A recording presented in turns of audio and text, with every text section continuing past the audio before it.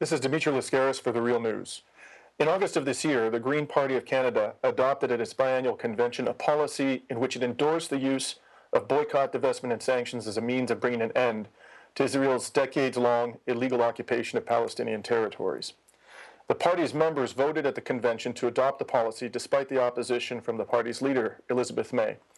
Promptly following the adoption of that BDS policy in August, the party came under intense attack from the mainstream media and from pro-occupation groups. And after the convention in August, Elizabeth May briefly raised the prospect even of resigning from the leadership, but decided to remain leader when the party's federal council called for a special meeting at which the members would be asked to revisit this boycott, divestment, and sanctions policy. That meeting was held in Calgary, Alberta, just this past weekend, and at that meeting, over 84% of those present voted to replace the BDS policy with a motion calling for targeted sanctions on the State of Israel. The policy had the full support of the party's leader, Elizabeth May. Now here to discuss these developments with me are Diana Ralph and Dr. Tarek Loubani. Diana Ralph is a founder and steering committee member of Independent Jewish Voices Canada. She is a lifelong activist and author and a retired social worker at Carleton University in Ottawa, Canada. Diana, thanks for joining us. You're welcome. Nice to see you. And we're also joined today by Tarek Loubani, a medical doctor and a Palestinian refugee living in Canada. He works as an emergency physician in the London Health Sciences Centre in London, Ontario, in Canada, and the Shifa Hospital in Gaza. And in 2013, Dr. Loubani traveled to Egypt with Canadian filmmaker John Grayson.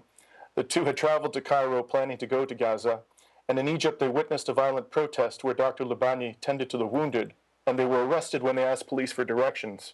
They spent 53 days without charge in an Egyptian prison, but were ultimately released and allowed to return to Canada. Thanks for joining us, Dr. Loubani. Thanks for having me, Dimitri. Now, before I explore with the both of you what happened this past weekend in Calgary, I think it would be useful for us just to review what the policy actually says, the policy that was adopted. This new sanctions policy calls for Palestinian leaders to recognize Israel and for Israel to recognize the state of Palestine. It expresses support for the use of consumer boycotts, institutional divestment, and governance sanctions as a means of ending violence and oppression. Although the policy makes no reference to the BDS movement, the policy expresses support for the three goals of that movement, which are the right of return of Palestinian refugees, equality for Palestinians living in Israel, and the end of the occupation. It calls for economic sanctions on Israel as a means of pressuring Israel to end its illegal occupation and settlements and its siege of Gaza, and as a means of giving the Palestinian people a sovereign state. In particular, it calls for a complete ban on the importation of settlement products, as well as an arms embargo on the State of Israel. It calls for the government of Canada to divest from companies that profit from the occupation. And lastly, it calls for the Canadian government to urge the International Criminal Court to prioritize its investigation into potential Israeli war crimes against the Palestinian people. One other thing I should mention is that Diana Ralph and Tarek Loubani and myself, we are all three of us members of the Green Party of Canada and attended the general meeting in Calgary this past weekend. So with that, I'd like to start with you, Dr. Loubani. Days before the Green Party meeting in Calgary, you were in Gaza, and I'd like you to describe for us briefly what the conditions are like in Gaza today, and how you as a Palestinian refugee living in Canada feel about this policy that the party adopted this weekend. In terms of the situation in Gaza right now, things change quite quickly, very rapidly. And so even as little as 6 months ago, it looked like maybe there would be a little bit of movement, especially in reconstruction after the war. The war in 2014, by the way. Concrete had finally started to come in, things had finally started to improve ever so slightly. This time when I was there, you could feel that things were worse. Since Avigdor Lieberman took his post in the Israeli cabinet, there have been arrests of NGO workers. There's been a lot of pressure tactics. I was interrogated for about 8 hours. I was strip searched, both going in and coming out in Ben Gurion. So really the situation there for me was terrible. For my patients was quite bad because now, of course, they're not allowed to exit for medical care. There's lots of permits, especially for sick patients that have been revoked. And for the general population, walking in the streets, you can tell. Gaza is a place where you can see the effects of the siege moment to moment. You look in the fruit stalls, you look in the stores, you see the electricity. And all of those were terrible. November is supposed to be when we get the most, in quotation marks, electricity, about 8 to 10 hours a day. We were still only getting 4 to 6 hours a day. The situation really is dire and isn't improving, which everybody expected it would after the war, even a little bit, especially this far out after it's clear that the Palestinians have been punished for their involvement in the war of 2014. When I was talking to people, they were heartened by a few developments. They've looked at Canada for a while as a dishonest broker, especially since they withdrew funding in 2006 after the Palestinians dared to elect Hamas. And so when they saw the reinstitutement of UNRWA funding while I was there, people started to think, oh, maybe something's happening in Canada here. And I'm sorry, this is the decision of the Trudeau government to restore, I believe, about $26 million of funding to the UN agency that takes care of Palestinian refugees. Is that right? Yes, the United Nations Relief Works Agency that had been defunded by the Harper government in 2006, right. Even though all of its work is basically feeding and ensuring the health of refugees. So the people there had already been sort of looking and a little bit hopeful that Canada might be able to go back to some of the roles that it did possess before. Never a fully honest broker, but never quite so bad as it was before the election of the Trudeau government. And when they heard about this resolution, people messaged me. They said, wow, this Green Party of yours. We talked about it. You know, I was very clear that for a number of reasons, I myself don't support BDS. It's illegal for me to support BDS, or else I'd never be allowed back into the Gaza Strip. So we talked about it. We were very clear that the movement doesn't endorse, that the motion doesn't endorse BDS, the movement. However, people are just excited by the idea, Palestinians are excited by the idea that a mainstream party in Canada is moving in the right direction. Is this a perfect resolution? No. Is this the resolution that I would want? No. But is this resolution really meaningful? Yeah. Is this a big step? Yeah. Is this almost, I mean, I wouldn't say an earth-shattering improvement in the Canadian political landscape, but it definitely is causing tremors. Yeah. It's meaningful. And Diana, please tell us a little bit about your organization, Independent Jewish Voices, and its mandate, and also how Independent Jewish Voices views this new sanctions policy from the Green Party of Canada. Good. Independent Jewish Voices formed in 2008 as the national Canadian organization to give Jews of conscience a place to stand up against the Israel lobby and to say that we support Palestinian rights. And in 2009, we formally endorsed the BDS movement. And since then, we've been active in a range of boycott, divestment, and sanctions campaigns across Canada. I was thrilled by the resolution. I was thrilled by the previous resolution that passed in August. We were ecstatic about that, and then really shaken when the party was coming out against it and insisted on calling this convention in Calgary in December, ostensibly to defeat it. And you and members of you were no longer on the shadow cabinet, but you and others on the shadow cabinet pulled together this exquisite resolution. I mean, I agree with Tarek, it's not perfect, but it goes so far beyond what was passed in August. I mean, you've already laid out all the many things that it does. The original resolution only dealt with the occupation. This one deals with all three demands of the movement, and calling for suspension of military aid and settlement labeling and divestment. These are really important things. So it was quite exciting to be at that convention. And in spite of all of the heavy lobbying that the Council on Israel and Jewish Affairs, which is Canada's main Israel Lobby Organization and B'nai B'rith had tried. In spite of all that, I think what the convention showed was the weakness of the Israel Lobby.